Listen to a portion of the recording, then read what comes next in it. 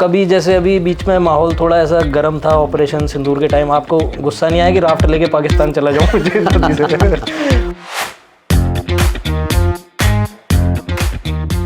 नमस्कार दोस्तों, स्वागत है आपका रॉ टॉक्स इंडिया में। मेरा नाम है एनडी शर्मा और बहुत टाइम से हमारे पास बहुत सारे मैसेजेस आ रहे थे कि हमें कुछ एडवेंचर वाली चीज़ें चाहिए, कुछ ऐसा कंटेंट चाहिए जो कि आज हम आपके लिए लेकर आए हैं। आज का एपिसोड बहुत ही मज़ेदार होने वाला है, बहुत ही स्पेशल होने वाला है, क्योंकि आज हमारे जो गेस्ट हैं वो बहुत स्पेशल हैं। राफ्टिंग वगैरह जैसे आपने सुना होगा कि ऋषिकेश इन जगहों पर बहुत राफ्टिंग होती है, बट ऐसी एक जगह है जम्मू कश्मीर से, जो जम्मू जहाँ पे राफ्टिंग भी होती है, और वहाँ पे राफ्टिंग एसोसिएशन के जो प्रेसिडेंट हैं आज हमारे साथ हैं, जिनका नाम है गुरजीत सिंह। तो ये हमारे बड़े भाई हैं। आज हम इनसे बात करेंगे और एडवेंचर के बारे में जानेंगे कि क्या क्या चीज़ें हैं और क्या क्या इन्होंने अपनी लाइफ में भी एडवेंचर किया है, जो कि आज ये लोगों को एडवेंचर करवाते हैं। बहुत ही मज़ा आने वाला है। तो स्टार्ट करते हैं, जानते हैं गुरजीत भैया से। भैया क्या हाल है? हेलो जी, नमस्कार। कैसे हैं भैया? सबको मेरा सत श्री अकाल भैया। सब ठीक है। हाँ। और मैं सबसे पहले आपका शुक्रगुजार कि आपने मुझे यहाँ बुलाया। तो जैसे कि इन्होंने बताया कि मैं जम्मू कश्मीर से हूँ, specially I am from Jammu, and Jammu is equally beautiful like Kashmir. Jammu भी उतना ही खूबसूरत है जितना कश्मीर सुंदर है। हालांकि ये है कि जम्मू को अभी एक्सप्लोर कम किया गया है, उसको थोड़ा सा लाइमलाइट में कम लाया गया है, बट जो आज का टाइम है उसमें हर किसी की, जो जम्मू वासी है या कश्मीर जो JNK के वासी है, यही कोशिश है कि जो भी हमारे ब्यूटीफुल एरियाज़ हैं, फार फ्लंग एरियाज़ में तो एक नेचुरल ब्यूटी है, उनको एक्सप्लोर किया जाए और सबके सामने लाया जाए और पूरे इंडिया को दिखाया जाए कि यहाँ पे जो खूबसूरती है उसके भंडार हैं हमारे पास। तो भैया ये जो एडवेंचर है, मतलब लोगों को, जैसे बहुत से लोगों को एडवेंचर पसंद है, कुछ लोगों को डर भी लगता है, लेकिन आपने ये ऐसे क्यों चूज़ किया और ये जर्नी कहाँ से शुरू हुई आपकी? ये बड़ी इंटरेस्टिंग बात है। जब एक्चुअली मैं एक ऐसी जगह से पला बड़ा हुआ हूँ। मैं बेसिकली तो मैं आरसपुरा से हूँ। आरसपुरा एक जम्मू में एक बॉर्डर टाउन है आरसपुरा, तो वहीं से मेरी स्कूलिंग, मेरी कॉलेजेस जम्मू से हुए, जम्मू यूनिवर्सिटी से हम पढ़े। तो एडवेंचर हमारे स्कूल टाइम, कॉलेज टाइम से ही हमारे दिल में आ गया हुआ था। जब हम कॉलेज टाइम पे थे, स्कूल टाइम पे थे, तो हम ट्रैकिंग्स पे जाया करते थे। तो तब हमें कभी लगता, फिर उसके बाद हर कोई बंदा जब यंग होता है अपना एक करियर बनाना चाहता है। बिल्कुल। तो मैं मतलब उसी सिलसिले में हमने विदेश भी देखा, विदेश से भी होके आए, विदेश सब घूम घाम के हमें लगा कि हमारे ही एरिया में ऐसी अपॉर्चुनिटीज़ हैं कि हम इसको क्रिएट कर सकें। तो ये कुछ 2007 में हमने एक प्रयास किया छोटा सा। जम्मू में जैसे कटरा सबको पता होगा और वैष्णो देवी सबको पता होगा। वैष्णो देवी जहाँ स्थित है उसी जगह का नाम है रियासी। वो डिस्ट्रिक्ट जो है वो रियासी डिस्ट्रिक्ट है। अच्छा। और रियासी में ही चिनाब रिवर बहता है। अच्छा अच्छा। तो हमारी जो पहले हम रैकीज़ करते थे अपने फ़न के लिए, हम वहाँ राफ्टिंग क्या करते थे, हमने कभी ये सोचा नहीं कि हम उस चीज़ को एज ए प्रोफेशन अपना बना लेंगे। तो हम एक बार कर रहे थे अपना ही प्रैक्टिस, अपनी रैकीज़ कर रहे थे, तो कोई वहाँ पे गाड़ी रुकी। तो क्योंकि रियासी वैष्णो देवी से होके, रियासी से निकल के शिवखोड़ी जाते हैं, जहाँ वैष्णो देवी होगी, माता वैष्णो देवी, उसके बाद शिवखोड़ी एक जगह है जहाँ भोले बाबा जी का एक पुरानी श्राइन है वो भी, तो वहाँ पे भी लोग जाते हैं। तो उस बिटवीन हम होते हैं। अच्छा। वो जगह का नाम है रियासी। तो लोग वहाँ से निकल रहे थे, उन्होंने देखा हमें राफ्टिंग करते हुए, वो रुके। तो रुक के हमें पूछते हैं आप राफ्टिंग के कितने पैसे चार्ज करते हैं? तभी हमारे दिमाग में स्ट्राइक हुआ कि इसको हम चीज़ को कमर्शियल हम इसको कर सकते हैं। अच्छा। तो वहाँ से हमने उनको राफ्टिंग की और वो हमारा पहला आई कैन से कि कमर्शियल रन था राफ्टिंग का 2007 में। तो अब 2026 आ गया, तो ऑलमोस्ट फॉर 18 ईयर्स हम वहीं पे उसी जगह पे हम राफ्टिंग कर रहे हैं और उसमें कुछ और एरियाज़ को हमने ऐड ऑन कर दिया है। लाइक जैसे जम्मू अपने आप में मैंने बताया एक बहुत ही खूबसूरत जगह है। तो जम्मू के जो सराउंडिंग्स हैं लाइक पत्नीटाप, सनासर, मानसर और रियासी में ही कुछ ऐसे एरियाज़ हैं जो बहुत सुंदर हैं। तो वहाँ पे हमने क्या किया कि पैराग्लाइडिंग की रैकीज़ की। अच्छा। पैराग्लाइडिंग कंडक्ट की, फिर ट्रैकिंग हमने कंडक्ट की। सनासर के ऊपर जाके जगह पड़ती हैं शंखपाल, वहाँ हम ट्रैक करके जाते हैं। तो ऐसे ही कुछ एरियाज़ हैं लाइक भद्रवा में भी बड़ी खूबसूरत जगह हैं जम्मू में। फिर पुंछ है, पुंछ में भी जगह हैं, लोरन, मंडी और बुढ़ा अमरनाथ का आप सबने सुना होगा, वो मंडी में आता है। मंडी से आगे निकल के जगह आती है लोरन, जो कि अपने आप में ही एक बहुत खूबसूरत जगह है। तो मैं आपके माध्यम से ही सबको ये बताना चाहता हूँ कि जब भी आप कश्मीर में आएँ तो वो आप कश्मीर फोकस तो आए मोस्ट वेलकम। तो उसके बाद आप और भी एक्सप्लोर करें। जम्मू में आएँ, जम्मू से पुंछ जाएँ, पुंछ से लोरन जाएँ, तो भद्रवा जाएँ, किश्तवाड़ जाएँ, ये जगहें भी उतनी ही खूबसूरत हैं सारी। जैसे मोस्टली लोगों को लगता है कि सिर्फ कश्मीर है, वहीं पर पहाड़ है, वहीं पर सुंदरता है, बट जम्मू में भी कुछ ऐसी जगह होंगी जहाँ बहुत अच्छी अच्छी लोकेशंस हैं। यस, मैंने अभी आपको नाम बता दिया। जम्मू जो है वो अपने आप में ही बहुत खूबसूरत जगह है और जम्मू में ज़्यादा हिल्स हैं रादर देन की कश्मीर में। नो डाउट कि दुनिया की सबसे खूबसूरत जगह जम्मू कश्मीर ही है। तो जम्मू में भी ऐसी बहुत सारी लोकेशंस हैं जिनको अभी एक्सप्लोर करना और दुनिया के सामने लाना बाकी है। तो ऐसे बहुत सारे एडवेंचर की अपॉर्चुनिटीज़ हैं वहाँ पे जो हम कर सकते हैं। तो आप ही के माध्यम से मैं ये कहना चाहता हूँ कि आप आइए, जम्मू में जो है वो अपनी ही तरह की खूबसूरती है, जो कि पूरा इंडिया ही हमारा ऐसी जगहों से भरा हुआ है। तो मोस्टली भैया जैसे अगर राफ्टिंग कोई भी सोचता है तो उसके दिमाग में सबसे पहले ऋषिकेश आता है, बट यहाँ पे क्या अलग है जम्मू में जो आप राफ्टिंग यहाँ पे करवाते भी हैं और जैसे काफ़ी लोग आते भी हैं आपके पास, तो क्या एक्सपीरियंस रहा है यहाँ लोगों का? देखिए, अब मैं ये कहूँगा कि पिछले कोई 18 साल से हमने कम से कम भी 5-6 लाख लोगों को तो हमने भी राफ्टिंग करवा चुके हैं। अच्छा। और अब ये हो गया कि अब हमारे पास रिपीट क्लाइंट्स आते हैं। मैं यही कहूँगा कि हमारा जो जम्मू का राफ्टिंग का एरिया है वो बिल्कुल सेफ़ है। अच्छा। वहाँ कोई ख़तरा नहीं है। जैसे ऋषिकेश में है कि वो तो पिछले 50 साल पुरानी डेस्टिनेशन है राफ्टिंग के लिए।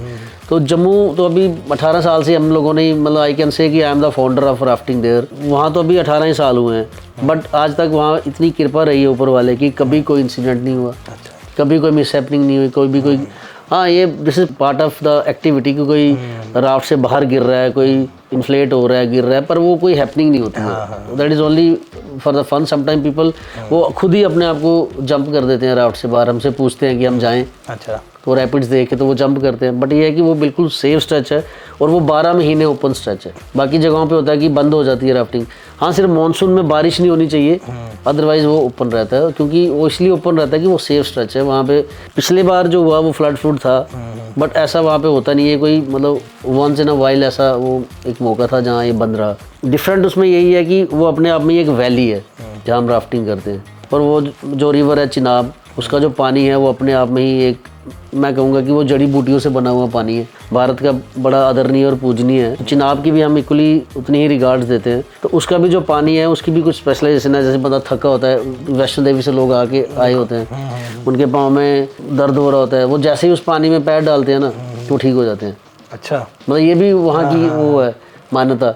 मतलब हम ये चीज़ देख चुके हैं अपनी आंखों से। तो ये चिनाब नदी पाकिस्तान भी जाती है वहाँ से? हाँ, चिनाब एक ऐसा रिवर है जो हिमाचल से JNK में एंट्री करता है। अच्छा।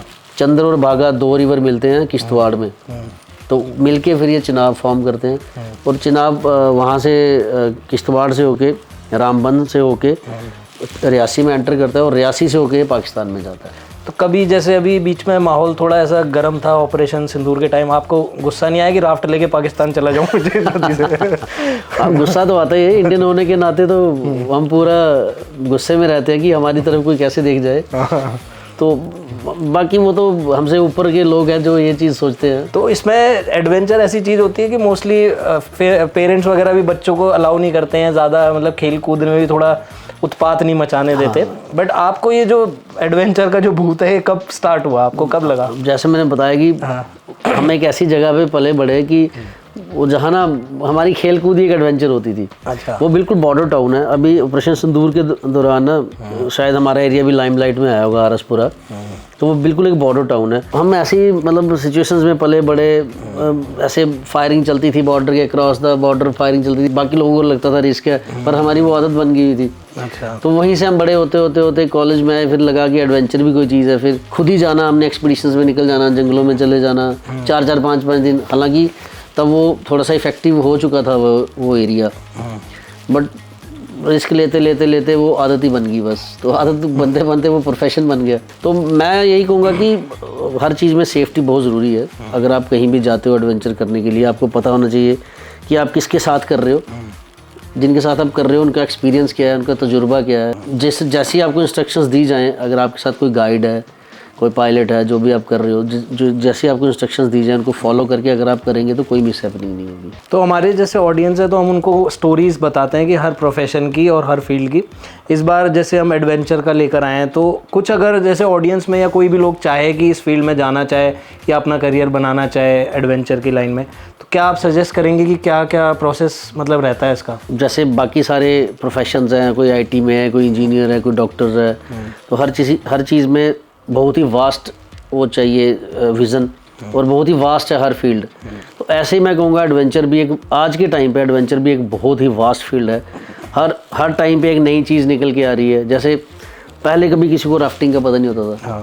पहले लोग राफ्ट अपनी डेली मर्रा ज़िंदगी में यूज़ किया करते थे as a mean of transportation, क्योंकि सड़कें नहीं होती थी, पुल नहीं होते थे, एक जगह से दूसरी जगह लोग ट्रैवल किया करते थे। तो अब ये एडवेंचर बन गया, लोग ट्रैकिंग करके दूर दूर घरों पे जाया करते थे, अब ट्रैकिंग एक एडवेंचर बन गया, लोगों का व्यवसाय बन गया। वही लोग जो चल के जाया करते थे, जिनके घर थे, उनके घर तक तो सड़क पहुंच गई। तो अब उन्होंने लोगों को दिखाना शुरू कर दिया कि ये सेहत के लिए भी ज़रूरी है कि चल के जाना।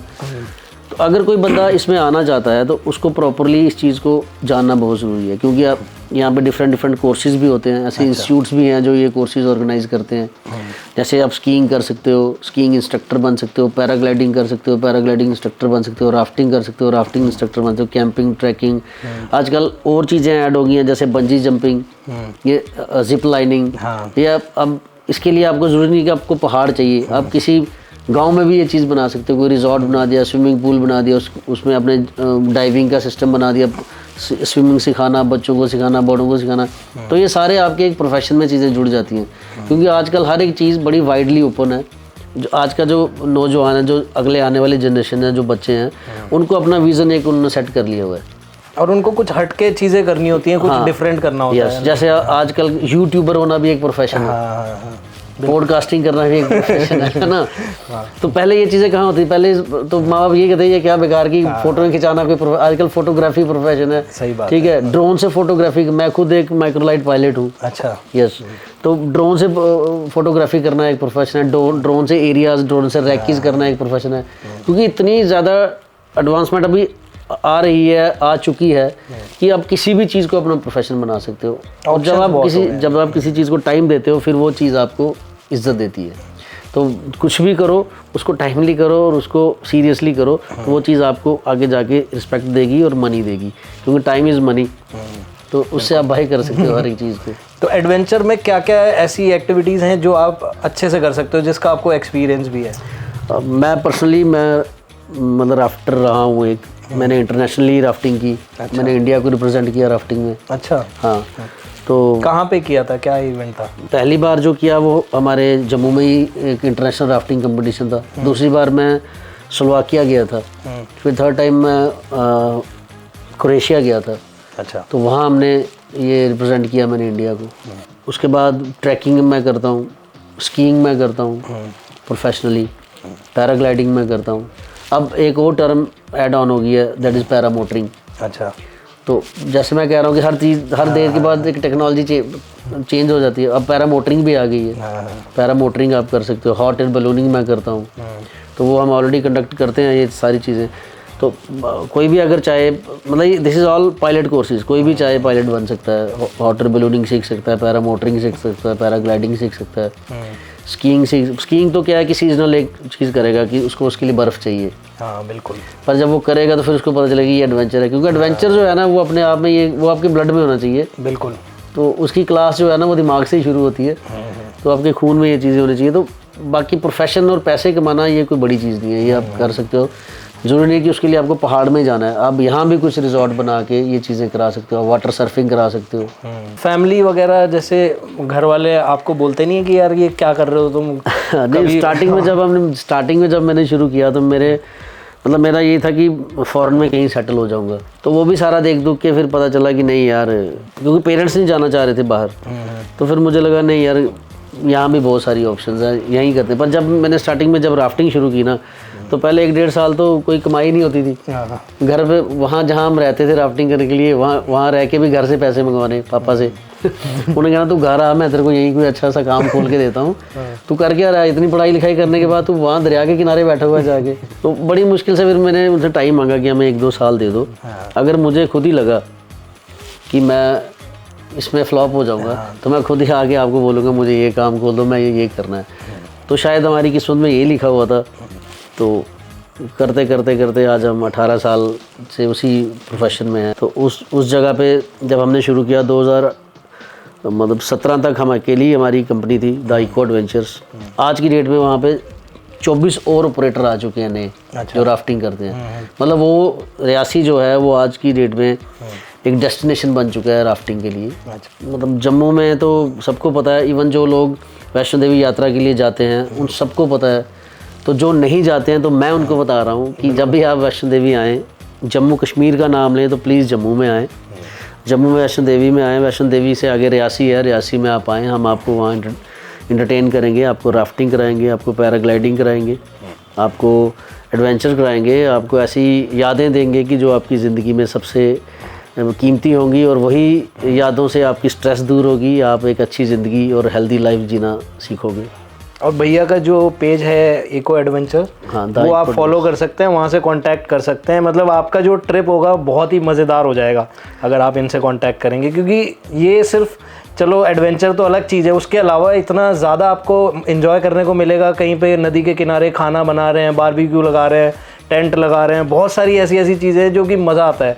मैं खुद गया हूँ भैया के साथ, अल्टीमेट एक्सपीरियंस था बहुत। हमारे पास कॉर्पोरेट ग्रुप्स आते हैं जिनके लिए हम कंडक्ट करते हैं एक्टिविटीज़ स्कूल के, क्योंकि वहाँ पे हर एज ग्रुप्स के लोग आते हैं।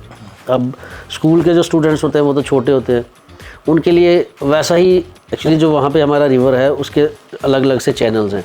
तो जब स्कूल के छोटे बच्चे होते हैं, मीन्स की जो 6th स्टैंडर्ड से ऊपर के बच्चे होते हैं, उनसे एटलीस्ट 12-13 साल से ऊपर का बच्चा होना चाहिए जिसको हम अलाउ करते हैं राफ्टिंग के लिए।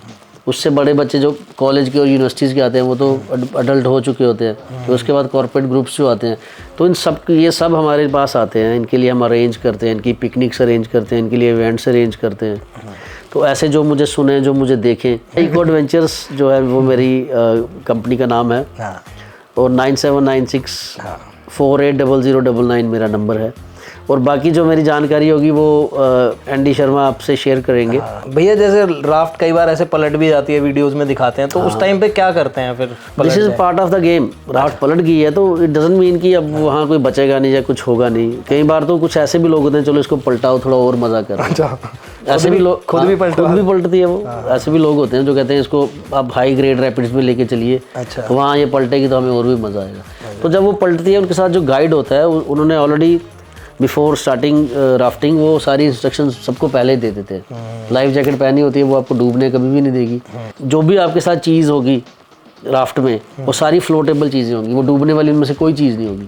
तो वो गाइड ने उनको इंस्ट्रक्शंस दी होती हैं कि अगर हम पलटते हैं या गिरते हैं तो आपने क्या करना है, क्योंकि आपने सिर्फ गाइड की सुनी है। गाइड आपको इंस्ट्रक्शंस देगा। पहले तो आपने जो टर्बुलेंट वाटर है उससे बाहर आना है, वो खुद ही बाहर आ जाओगे, क्योंकि हर टर्बुलेंट वाटर थोड़ी देर के बाद प्लेन हो जाता है। तो जब आप प्लेन हो जाओगे, गाइड का काम है उस राफ्ट को सीधा करना, और राफ्ट में थ्रो बैग होता है और राफ्ट के साथ बांध के रखा गया होता है। अगर राफ्ट पलट भी जाए तो वो गिरता नहीं है, उसके साथ ही रहता है। तो फिर उसी थ्रो बैग से वो सबको रस्सी फेंक के अंदर खींच सकते हैं। तो ये this is all part of the game. और ये भी मैंने देखा है कि जम्मू वाली लोकेशन है, वहाँ पे जो व्यू आपको बहुत अच्छा मिलता है राफ्टिंग के टाइम पे। तो पहाड़ों के बीच में से रिवर बह के आ रहा है, तो वो एक अलग ही सीन क्रिएट करता है उस जगह का। तो कौन से ऐसे एक्टिविटीज़ हैं जो आपको लगता है कि जैसे किसी को डर लगता हो ज़्यादा तो वो नहीं करनी चाहिए? देखिए, सबसे पहले आपका फिट होना बहुत ज़रूरी है। जैसे कुछ लोग होते हैं अपने पेरेंट्स को भी लेके जाते हैं और ज़बरदस्ती उनसे कहते हैं आ जाओ।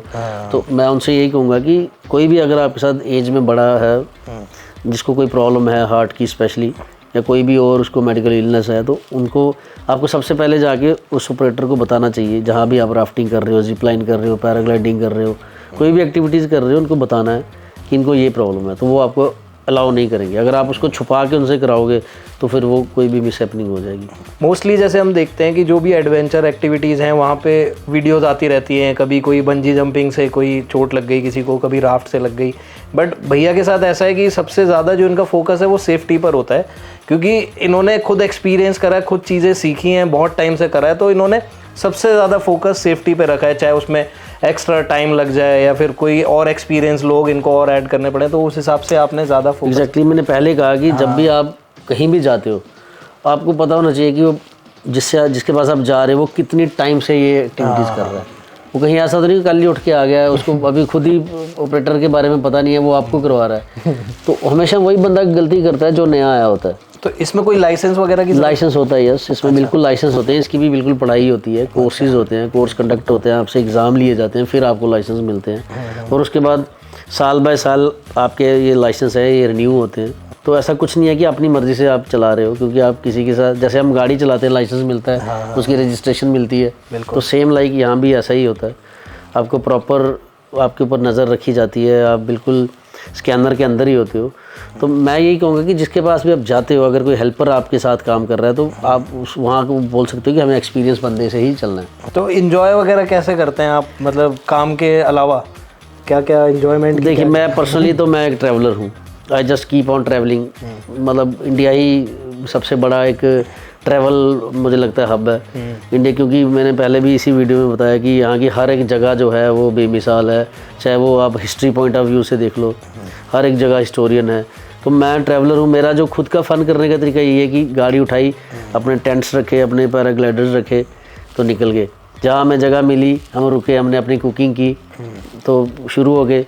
लोग जाते होते आते हम पूछते सर आप सड़क पे ही बना रहे हैं, आप यहीं पे? हमने कहा ये सारी दुनिया हमारा घर है, तो हमें लगता नहीं है कि हम घर से बाहर हैं। तो अभी जैसे आपकी शादी भी हो चुकी है, तो भाभी जी कुछ बोलती नहीं है कि यार क्या कर रहे हो, ये इतना ऐसे ऊट पटांग एडवेंचर, कभी कहाँ कभी कहाँ? हाँ नहीं, शादी जब हमारी हुई थी तो मुझे लगता है कि उन्होंने मुझे एडवेंचर के लिए पसंद किया। अच्छा फिर तो ये प्लस पॉइंट हो गया। उनको मैं, हाँ, जब मेरी वाइफ है by profession she is a dentist, अच्छा, तो वो तो अब ज़्यादा आ जा सकते नहीं है क्योंकि उनको क्लिनिक जाना होता है और पेशेंट्स को देखना होता है, बट उनको ये अच्छा लगता है मेरा एडवेंचर करना। और बड़ी खुशी से मैं ये कह रहा हूँ कि मेरे बच्चे इनबिल्ड ही एडवेंचरर हैं। कहीं ना कहीं आ जाता है जेनेटिक चीज़ें, तो वो खुद ही, अगर उनको रोकना भी चाहोगे तो मेरे लॉन में ना अभी टेंट लगा के रखा हुआ है और वो टेंट में सोते हैं। अरे वाह। उनको अभी से ही, मतलब my daughter she is 8 years old and my son is 5 years old। तो वो दोनों आज से एडवेंचरर हैं। उनको पता है कि वो स्विमिंग वो करते हैं, कैंपिंग उनको सिखा दी हुई है। अब जैसे उनकी एज बढ़ती जाएगी, उनकी अगली जो ट्रेनिंग है वो चलती रहेगी, तो वो उन पर डिपेंड करता है कि वो क्या प्रोफेशन चुनते हैं, कहाँ जाते हैं, क्या बनते हैं। वो पूरा उनको हमने खुला छूट दी हुई है। तो अभी जैसे इसमें काफ़ी अर्निंग्स वगैरह भी ठीक ठाक है, मतलब अभी फ़िलहाल अगर देखा जाए तो मुझे लगता है कि आजकल के टाइम पे जो एक सबसे जो जहाँ उधार नहीं चलता वो एडवेंचर फील्ड है। क्योंकि यहाँ पे जो भी आएगा वो आपको उधार करके नहीं जाएगा। आपको वो पहले ही या तो वो प्री बुक होके आपके पास आएगा, अगर वो वॉक इन भी आया तो वो आके आपसे पूछेगा, बार्गेनिंग ज़रूर करेगा बट आके आपसे पूछेगा कि क्या चार्जेस हैं। और अर्निंग नेचुरली है, यस। अब ये देखना है कि आपको कितने से संतुष्टि मिलती है, है ना। सबसे ज़्यादा जो प्रॉब्लम आई आपको किस चीज़ में आई, और स्ट्रगल जो आपने फेस किया इस फील्ड में? सबसे ज़्यादा जो प्रॉब्लम आई वो यही आई कि लगा कि अब फ्लॉप तो नहीं हो जाएंगे। जब हमने शुरू किया तो 2007 में शुरू किया, 7, 8, 9 3 साल हमने 1 रुपया भी नहीं कमाया। अच्छा, मतलब बस हमने बैठे रहना रिवर के किनारे, खुद ही जाना, खुद ही राफ्टिंग करनी, खुद ही स्विमिंग करनी, फिर बाहर आना, फिर धूप में फिर बैठ जाना। तो घर वाले फ़ोन करते थे, घर आ क्या कर रहा है वहाँ पे, क्या कर रहा है। तो बड़ी मुश्किल से घर वालों को समझाना, चाहे कोई आया भी नहीं हुआ, मम्मी क्लाइंट आए हुए हैं, छोड़ो छोड़ो क्लाइंट है। फिर जब एंड ऑफ द मंथ उनसे पैसे मांगने की, जहाँ हम रह रहे होते थे वहाँ किराया भी घर से पैसे मंगाते थे। तो वो कहते थे किराया भी तो हमसे मंगाता है वहाँ का, तो फिर वहाँ तेरे क्लाइंट कौन से आते हैं। तो वो एक बड़ा स्ट्रगलिंग फेज था। मुझे लगा कि नहीं यार बाहर ही चला जाता हूँ, यहाँ क्या कर रहा हूँ। फिर लगा यार पेरेंट्स तो जाएंगे नहीं, तो ऐसा बेटा होने का क्या फ़ायदा जो पेरेंट्स को छोड़ के खुद बाहर चले जाए। तो फिर मुझे कहा यही रहेंगे, पेरेंट्स के साथ ही रहेंगे, उनके सामने ही रहेंगे। अर्निंग यहाँ से अगर नहीं आना शुरू होगी फिर जैसा वो बोलेंगे वैसा कर लेंगे। तो 3 साल तक तो एक बड़ा ही हार्ड और स्ट्रगलिंग टाइम था। तो बस मतलब 2000 मैं कह रहा हूँ कि 9-10 शुरू होते ही भगवान ने हमारी सुन ली। मैंने आपसे कहा कि जब आप अपने काम को टाइम देते हो ना तो फिर वो काम आपको इज़्ज़त भी देता है और पैसा भी देता है। तो भैया जैसे कि जो लोग जम्मू कश्मीर से नहीं है तो उनको क्या लगता है कि यार यहाँ पे थोड़ा सा प्रॉब्लम्स होती रहती हैं, सेफ़ नहीं है और चीज़ें हमेशा ख़राब रहती हैं, तो मैं चाहता हूँ कि आप लोगों को बताएं कि ग्राउंड पे एक्चुअल में क्या सिचुएशन रहती है वहाँ। थैंक यू, आपने ये क्वेश्चन पूछा क्योंकि मैं बताना ही चाह रहा था। तो ऐसा तो रियलिटी में मैं ये भी नहीं कहूँगा कि वहाँ कुछ नहीं होता है या वहाँ कुछ नहीं हुआ। ठीक है, वहाँ डिस्टर्बेंस रही है हमारे पड़ोसी दुश्मनों की वजह से। अगर हमारे दुश्मन आगे पीछे हों तो वो कोई ना कोई कोशिश करते ही रहते हैं हमें नुकसान पहुँचाने की। बट ये मैं कहूँगा कि ये जो मिसहैपनिंग है ये वर्ल्ड अपनी हमारी कंट्री में कहीं भी हो सकती है, वर्ल्ड की किसी भी कंट्री में हो सकती है। हमने हर जगह सुना, हालांकि हम सारे मानते हैं कनाडा बड़ी सेफ कंट्री है, अमेरिका सेफ कंट्री है, वहाँ भी ऐसी एक्टिविटीज़ होती रहती हैं। इवन कि हमने अभी रिसेंटली सुना न्यूजीलैंड में ऐसा हुआ। तो ऐसी मिसहैपनिंग्स कहीं भी हो सकती हैं। अब तो मैं ये भी कहूँगा कि जम्मू कश्मीर पूरा ही एक बड़ा पीसफुल सा वहाँ पे माहौल है। उस हिसाब से आप मत सोचिए हमारा जम्मू एकदम से सेफ़ है, पीसफुल है, वहाँ कुछ नहीं है। और जम्मू के लोग जो हैं हर जगह आपको डिफरेंट प्रजातियाँ दिखेंगी, लेकिन जम्मू में आपको सिर्फ हिंदुस्तानी दिखेंगे। अच्छा। और कोई नहीं दिखेगा क्योंकि वो सबसे ज़्यादा पेट्रियाटिक लोग जो हैं वो जम्मू कश्मीर में ही आपको मिलेंगे। तो वो बिल्कुल सेफ़ है। अगर कोई भी कुछ ऐसा ना चाहते भी कुछ होता है तो लोग आपके साथ खड़े हैं वहाँ पे। इस बात को अपने जहन में रख के कि वहाँ पे कुछ मिसहैपनिंग्स होती हैं या कुछ वहाँ पे डिस्टर्ब, ऐसा कुछ नहीं है वहाँ पे, बिल्कुल सेफ़ है वहाँ। और डरने की भी ज़रूरत नहीं है, क्योंकि देखो आप जितना डरोगे उतना लोग डराएंगे। तो इससे अच्छा अपना देश है, अपने देश का हिस्सा है, तो जितना हो सके उतना जाओ। और बाकी एक चीज़ और मैं पूछना चाहूँगा, जैसे आपके काफ़ी दोस्त भी होंगे, आप एडवेंचर वगैरह एक्टिविटीज़ कराते हैं, तो कुछ ऐसे दोस्त आते हैं जो बोलते हैं डिस्काउंट वगैरह दे दो भैया ऐसा कुछ, या पैसे बाद में ले लेना। इन चीज़ों से तो अक्सर मैं दुखी रहता हूँ, क्योंकि अक्सर मैं कहीं भी हूँ, अगर मैं अभी दिल्ली में हूँ, जैसे मैं कहीं भी हूँ तो मुझे फ़ोन आ जाएगा, यार साढ़े बंदे गए ने ज़रा देख लिए यार। तो बंदे गए देखने का मतलब है कि उनको फ्री में करा देना। कितने अगर एक दो कोई हो तो चलो ठीक है, कितने और यार 8 बंदे वो सीखे, 4 नाल होंगे होने थे, वो देख लिया। तो एक मतलब समझ लो कि हमारा जो आधी जो फोर्स है वो उन्हीं के ऊपर लग जाएगी। तो मतलब ये मुझे चलो कहना नहीं चाहिए, पर ऐसी चीज़ें बड़ी दुखी करती है जब वो बंदे बोलते हैं ना फ़ोन करके। तो अक्सर मुझे अगर दिन में, अभी बंद है बेचारा, अगर दिन में मुझे अक्सर फ़ोन आए जम्मू के नंबर से, अगर मुझे फ़ोन आए, मैं समझ रहा हूँ यार कोई डिस्काउंट वाला बंदा ही होगा। तो वो डिस्काउंट तो अलग से चलो बंदा देता है, यहाँ बिल्कुल ही ज़ीरो, यहाँ डिस्काउंट के नाम पे ज़ीरो पेमेंट चाहिए। तो चलो अब उनका भी हक है यार, दोस्तों का हम पे, तो वो चलता है। बट ये है कि जैसे अगर ये वीडियो अगर लोग देख रहे हैं, तो इस वीडियो के थ्रू अगर कोई आता है या बोलता है कि मैंने जैसे आपकी वीडियो भी देखी थी, तो उसमें आप लोगों को डिस्काउंट वगैरह देंगे? पहले तो मैं आपका थैंक यू करूँगा कि आपने हमें इस काबिल समझा कि हमारी आवाज़ पहुंचाई जाए पूरे इंडिया में। तो बिल्कुल जो एंडी शर्मा के थ्रू आएंगे उनको हम बिल्कुल डिस्काउंट देंगे। और हम I am not after money, जो मैं आपको सीधी अपनी बात कहूँ, हम सिर्फ फ़न बेचते हैं। We are selling fun, and ये मेरी टैग लाइन है कि वी टेक फ़न सीरियसली। तो जो भी आएगा हम उसको, ये छोटी मोटी चीज़ों के तो हम वैसे भी चार्ज नहीं करते। हमारे पास लोग आते हैं, हम एडवेंचर के अलावा हम ट्रैवल भी कराते हैं, हम ट्रैवल बुकिंग्स भी करते हैं, हम होटल बुकिंग्स भी करते हैं। तो कई बार ऐसा होता है कि जैसे लोगों ने कहा कि हम 4 लोग थे, वो 6 निकल आते हैं, तो हम 4 के ही पैसे चार्ज करते हैं।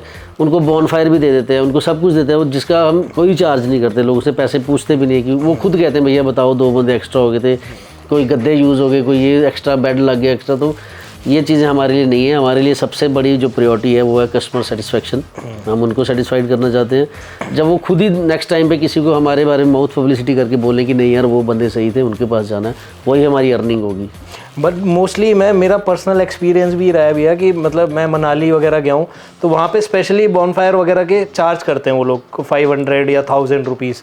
मतलब कस्टमर जैसे जो होते हैं उनसे वो स्पेशली अलग से चार्ज नहीं, हम ऐसा कुछ चार्ज नहीं करते हैं। ये हमारे मतलब ये हमारी हॉस्पिटैलिटी में ही शामिल रहता है कि हम उनको जितना चाहे वो चार्ज तो हम करेंगे ही, क्योंकि जो हमने उनसे जो हम दे रहे हैं उसका हम चार्ज लेंगे। पर जो हम एक्स्ट्रा देते हैं हम कोई उसका चार्ज नहीं लेते। जैसे कई बार कईयों के साथ छोटे बच्चे होते हैं, उनको दूध देना होता है, हम कभी भी चार्ज नहीं करेंगे, क्योंकि वो तो this is part of a normal routine है ना।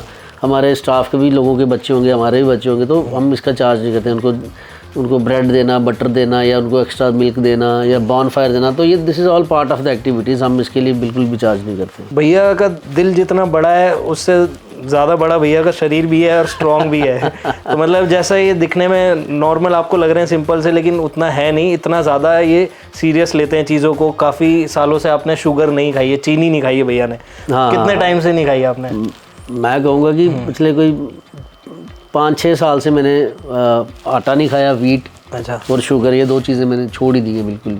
और मैं मतलब रोज़ मैं रनिंग करता हूँ, एक्सरसाइज करता हूँ। मैंने घर में जिम बना के रखी हुई है। मतलब ये मेरा पैशन भी है। मैं खुद एक किक बॉक्सर हूँ। अच्छा। तो ये मेरा पैशन है। मैं एथलेटिज़म भी मेरे अंदर है, और एडवेंचर तो अपनी लाइफ है। तो मतलब जिस दिन मैं सुबह उठ के, मैं 2 दिन से दिल्ली में हूँ, कुछ भी नहीं कर रहा हूँ, तो मुझे नहाने का भी दिल नहीं करता। तो मैं every day I woke up early in the morning and I go for jogging, then I came back. फिर मैं बच्चों को उठाता हूँ, मैं उनको अपने साथ एक्सरसाइज कराता हूँ, वो रनिंग करते हैं।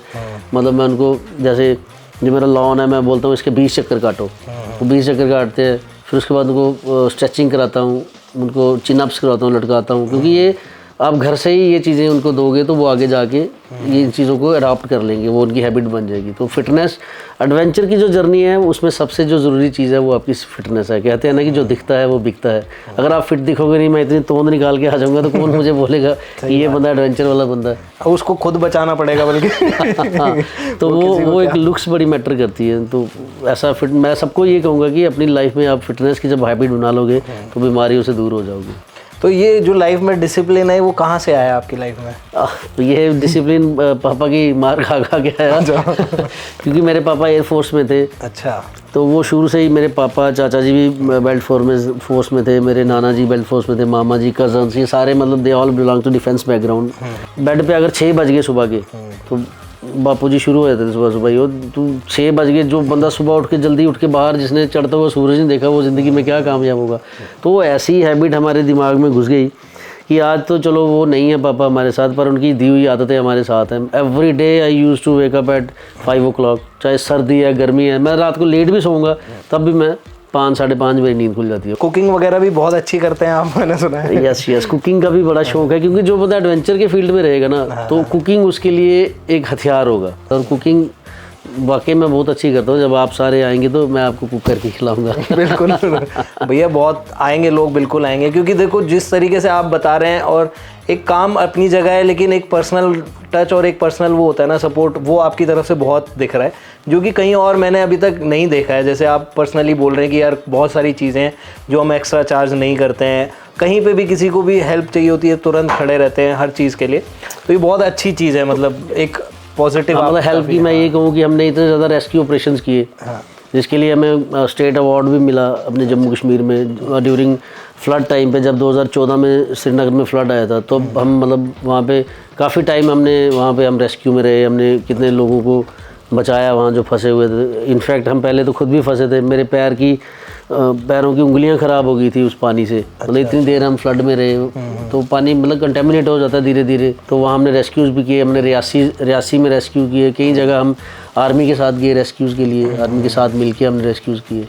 तो राफ्टिंग मैं कहूँगा कि वो तो दिल वालों के लिए है जिससे राफ्टिंग करनी है। तो उसमें कोई स्विमिंग मैटर नहीं करती है, उसमें आपका हिम्मत मैटर करता है, बस आप फिजिकली फिट होनी चाहिए। आप सिखाते भी हैं जैसे राफ्टिंग, पैराग्लाइडिंग? यस, हम सिखाते हैं। कितने दिन का कोर्स होता है राफ्टिंग का? देखिए, राफ्टिंग का मिनिमम जो बेसिक कोर्स है वो 7 दिन का कोर्स होता है, पैराग्लाइडिंग का 15 दिन का कोर्स होता है। और ये मतलब जैसे हमारे पास ग्रुप्स आते हैं हम ये कोर्सेज भी कंडक्ट करते हैं। अच्छा, जम्मू में और काफ़ी अभी आप बता रहे हैं बहुत सारे स्पॉट्स हैं, तो हिमाचल में का तो आपको पता है क्या क्या चीज़ें हैं, क्या क्या लोकेशन है, बट जम्मू में क्या अलग है जो लोगों को देखने को मिलेगा जम्मू या कश्मीर? जम्मू में ना आपको सारे वेदर मिलेंगे, और जो जम्मू की हिल्स हैं वहाँ पे आपको बर्फ़ देखने को मिलेगी। अभी मतलब एक स्पैन जो बर्फ़ का वो हो गया है, तो 25 दिसंबर के बाद वहाँ पे एक स्पैन हुआ बर्फ़ का। जम्मू के कुछ हाई एल्टीट्यूड, जम्मू में ही जो जम्मू कश्मीर की सबसे बड़ी पीक है वो जम्मू में ही है, और दैट इज़ नुनकुन। 2 पीक्स हैं, और जो आई कैन से कि वर्ल्ड की one of the toughest peak है टू क्लाइंब, नुन एंड कुन। अच्छा, तो वो जम्मू में ही आपको मिलेंगी। मतलब काफ़ी जगहें जम्मू में ऐसी हैं जो अनएक्सप्लोर हैं, जो हिडन है। जम्मू के लोगों को तो पता है, पर मैं चाहता हूँ कि पूरे देश के लोगों को ये चीज़ पता चले, सब लोग आए वहाँ पे। तो भैया कोई एक ऐसा मैसेज आप छोटा सा आप देना चाहें ऑडियंस को, जो कि राफ्टिंग करने के शौकीन हैं, एडवेंचर करने के शौकीन हैं, और एक जो इसको एज ए प्रोफेशन भी सोच रहे हैं? जो भी आप करना चाहते हैं, ये कोई छोटा फील्ड नहीं है, ये बहुत वास्ट फील्ड है। जो भी करना है इसकी बारीकियों में उतरिए, इसकी एजुकेशन लीजिए, क्योंकि हर जगह पे कोर्सेज कंडक्ट होते हैं, हर जगह पे आपको क्लासेस मिलेंगी। तो बारीकियों में उतर के इसको आप अपना प्रोफेशन भी बना सकते हैं। और मैं स्पेशली कहूँगा कि आप जम्मू में आइए, और जम्मू में आपको एक डिफरेंट वर्ल्ड देखने को मिलेगा। जम्मू में जो लोग आते हैं वो मुझे लगता है माता वैष्णो देवी का सोच के आते हैं या फिर कश्मीर का सोच के आते हैं। तो इस बार थोड़ा सा डिफरेंट सोच के आइए कि आपको जम्मू एक्सप्लोर करना है। जम्मू भी अपने आप में एक अलग सी ब्यूटी है। ऐसे ही और भी स्टोरीज़, और भी स्ट्रगल स्टोरीज़, और भी मोटिवेशनल स्टोरीज़ हम लेके आएंगे, और भी गेस्ट बुलाएंगे अच्छे अच्छे। तो मिलते हैं भाई अगले वीडियो में, अगले एपिसोड में। और भैया का बहुत बहुत धन्यवाद भैया, थैंक यू, बहुत अच्छा लगा, वेरी मच, थैंक यू। और इस एपिसोड को यहीं पर एंड करते हैं और मिलते हैं अगले एपिसोड में। तब तक के लिए बाय बाय, थैंक यू। भैया आप एडवेंचर कराते हैं लोगों को, आज एडवेंचर हम करवाएंगे पूरा इंतजाम है अब। Thank you, bye bye.